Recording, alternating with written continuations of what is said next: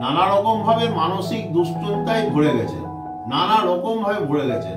তাহলে এই কাজটি আপনি যদি করতে পারেন, মানসিক দুশ্চিন্তা থেকে আপনি রেহাই পাবেনই, এটুকু আপনাকে আমি বলে দিলাম।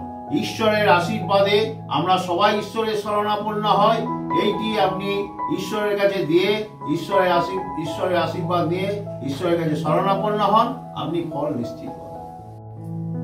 আপনারা এক কাজ করুন, রবিবার দিন বাজারে যেয়ে একটা গোটা কুমড়া কিনে আনুন, বা বাড়ির কাউকে দিয়ে আনা করা গোটা কুমড়া।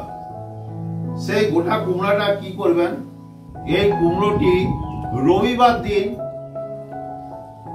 আপনি যে কোনো মন্দিরে স্নান টান করে সকালে দিয়ে আসুন।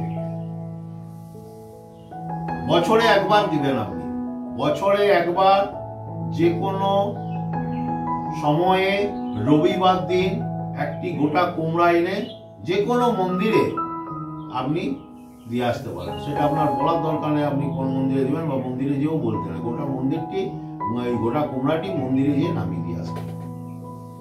তাতে আপনার গ্রহ শান্ত হবে, সর্ব কষ্ট দূর হবে, সর্ব আনন্দতে বাড়ির সকলের মধ্যে আনন্দতে ভরে উঠবে, নানা রকম সমস্যার থেকে মুক্তি পাবেন।